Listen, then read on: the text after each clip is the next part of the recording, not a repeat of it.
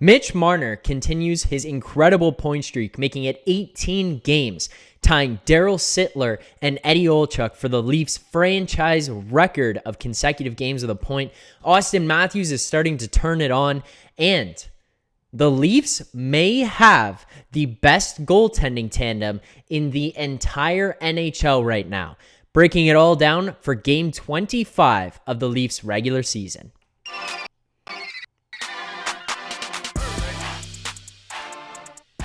What's up, Leafs fans, and welcome back to Leafs Digest. I was lucky enough to be at the game last night, so apologies. No live stream after last night's game. Regularly scheduled programming will begin on Saturday night after that game against the Tampa Bay Lightning, where hopefully Mitch Marner continues his point streak to break the Toronto Maple Leafs franchise record of consecutive games with a point. Mitch Marner right now sitting amongst some elite company in Daryl Sittler and Eddie Olczyk on that list. Incredible stuff from Mitch. So we will be breaking down Game 25 of the regular season here tonight and talking about a bunch of things that went on. But the Leafs do continue their own win streak, getting to 5 consecutive games with a win, going to 15-5-5 on the season with a 3-2-1 victory, over the San Jose Sharks.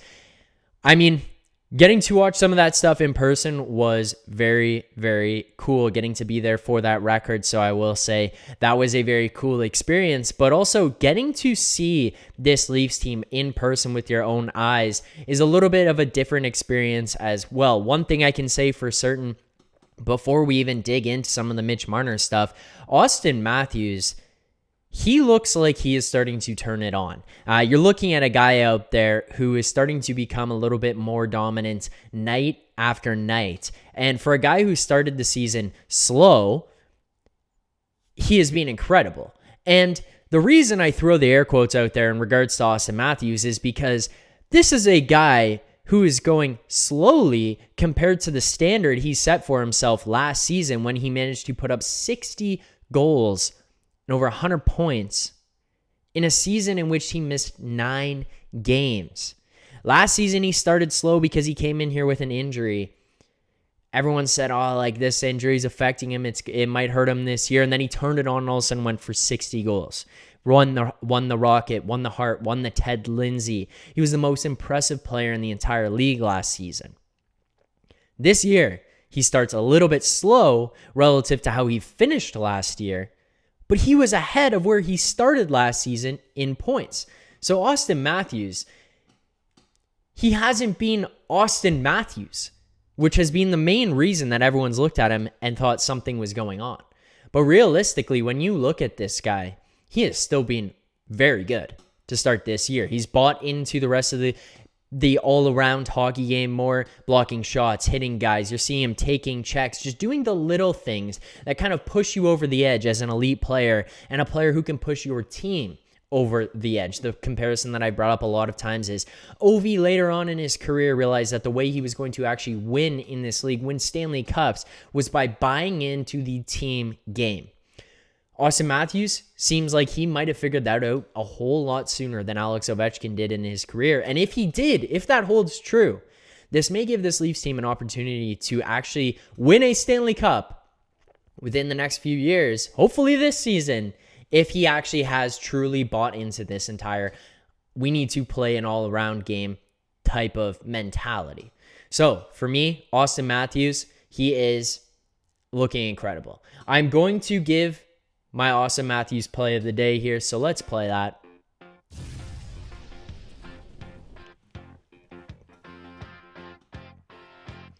Auston Matthews play of the day. This one is easy for me. I got to see this one from an incredible angle. You could see it right as soon as it came bouncing out to Mac Hollowell. He was going to make a shot pass to Auston Matthews as he set up in the perfect position to have his stick just outside of Arundel's pad, winning the net front battle, having his stick on the ice, and Mac Hollowell goes tape to Auston Matthews to redirect that one in. That is my Auston Matthews play of the day. It was a great heads-up play by Mac Hollowell, but it was also a great play by Auston Matthews to be in the right place at the right time as a true goal scorer would, have his stick on the ice firmly, win the net front battle, and be able to redirect that one in. And not to be forgotten on that play was William Nylander generating all of that by winning the behind the net battle, getting the puck and making the play to Bunting out front, who, no, he does not score, but he gets a shot off.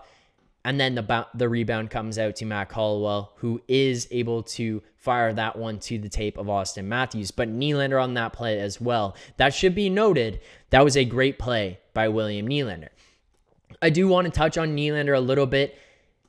That guy plays a whole lot stronger, a whole lot more physical. And by physical, I mean not throwing hits and laying guys out, but he engages in battles.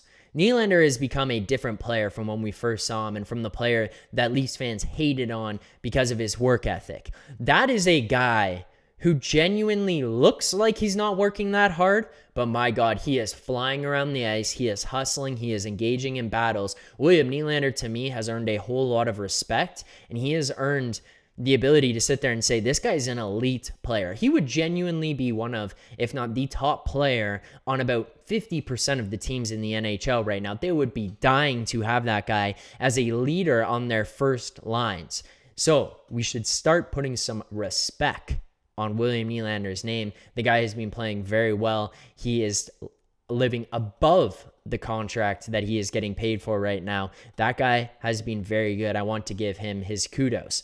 Now, before we talk about Mitch Marner and the incredible pace that he's on, I do want to touch a little bit here on the Alex Kerfoot situation. I know that he's been taking a ton of flack, as he should. He has been relatively invisible this entire season, and if he hasn't been unnoticeable, he's been pretty bad. I will say last night, again, he was fairly invisible throughout the entire game. He doesn't do anything. Like, what do you accomplish when you're on the ice? If you ask that about Alex Kerfoot, the answer is pretty much nothing, unless it's on the occasion he is the net negative. But this guy just manages to find himself onto the stat sheet, managing to get an assist on the Pierre Engvall game-winning goal, and then on the Mitch Marner empty netter, which sets Mitch Marner up for the consecutive point streak. So it's just beyond me how this guy's doing it. But the thing is that Sheldon Keefe clearly trusts him. He feels that he's in a position where he can trust him in any position on the ice or in any type of situation. And if that is the case, then so be it. I feel like at some point here, Alex Kerfoot may be able to get himself back to a position of value where you can say, hey, that guy, you know what, he does these things for us, and maybe he can become a valuable trade piece. We'll see what happens as the season continues to go on. Now, the Leafs goaltending situation, Ilya Samsonov, that guy could legitimately be a number one. He looks big, he looks solid, he looks strong, he looks poised. He's not flailing around in situations. You know, he moves calmly from side to side. He tracks the puck very, very well, whether it be on deflected shots, screens in front of the net, whatever it is. Ilya Samsonov has found a way to be a calm presence in that net, which is bewildering when you consider the fact that we went from Jack Campbell and Peter Mrazek last year, who Peter Mrazek was terrible right from the jump. Then he was injured for periods of time. Jack Campbell just never was insanely good. He had periods of time where he was very good, but then he had periods of time where he was very bad. And now he's having those periods of time where he's very bad in Edmonton, but it's been an extended period at this point. It's just been an interesting situation with this Leafs goaltending. And honestly, they might have the best goaltending tandem in the entire NHL right now. Samsonov last night, 1 goal against. He made 23 saves, a .958 save percentage. This guy was making multiple breakaway stops in the first period, made multiple huge saves later on in the game. He was a very, very, very good, solid goaltender last night in that game. And then you're looking at these Leafs goaltenders in the month of November. Matt Murray, .927 save percentage, 4th in the NHL. Samsonov, .924 save percentage, 6th in the NHL. Now, minimum games played for Samsonov because he was, in fact, injured. But between the two guys, to be 4th and 6th in the NHL in save percentage, helping this team be where they're at in the top of the NHL right now on a 5-game win streak. Samsonov just kind of gets thrown in there like, all right, dude, you're playing against San Jose. We've just come back from this road trip. And he goes in there and plays the way that he does. He was the calming presence. He looked good from start to finish. Man, you got to give some kudos to the moves Kyle Dubas made this offseason, because there was a whole lot of panic about what was going on. And for the time being, it has turned out to be quite a good move. Now, final piece here, the one that everyone has been waiting for. Mitch Marner continues the point streak, getting to 18 consecutive games, tying Sittler and Eddie Olczyk.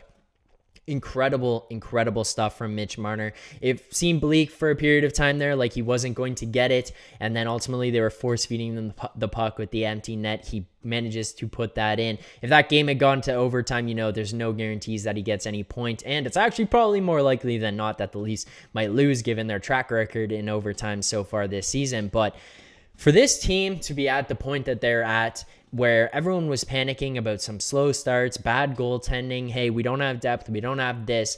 You get a game-winning goal from Pierre Engvall there last night. You get incredible goaltending out of Samsonov and Murray so far to start this season in spite of their injuries. Shalgren has looked pretty good, and then Mitch Marner has been this steady go-to guy where no matter what, you know what you're getting out of him in terms of an effort level and in terms of some points that are going to be generated. Man, that guy is crafty. The way that he moves around, the guys that he finds, the plays that he sees, the way he passes the puck, it is incredible to watch. He is genuinely Magic Mitch. He is magical out there every single time that he steps on the ice. So kudos to Mitch Marner, and hopefully he can find a way to extend this and hopefully set a new Leafs franchise record on Saturday against the Tampa Bay Lightning. And maybe on Saturday we won't have to wait until the mere final minutes of the game to see if he does so. Leafs fans, thank you guys so much for tuning in here. I guess you know what, I'll give a grade of the game before I go. Grade of the game for tonight, it's going to have a little bit of a visual in-person bias to it. I will admit that, but I'm going to go with a solid A on this one. You come back tired from a long road trip. You win 4 consecutive games on the road. There are some tough games that you had to play in. You come home against San Jose. You throw in a guy who's been injured for an extended period of time into the net, and you say, boys, figure it out. We're missing Morgan Rielly, TJ Brody, Jake Muzzin, Jordy Ben. Let's see what you can do, and they continue to roll. Mete, Hollowell, Sandin, Liljegren, they've all stepped up into those roles. Gio has been an incredible force at 39 years old, eating the minutes that he does. He has looked incredibly solid back there. And then the forwards, they found a way, whether it be outscoring the opponents just merely by force, or if it's just being, hey, it's a tight game, let's get this one done. And then also on the flip side, chipping in defensively to help keep pucks out of the net. The forwards have done a great job.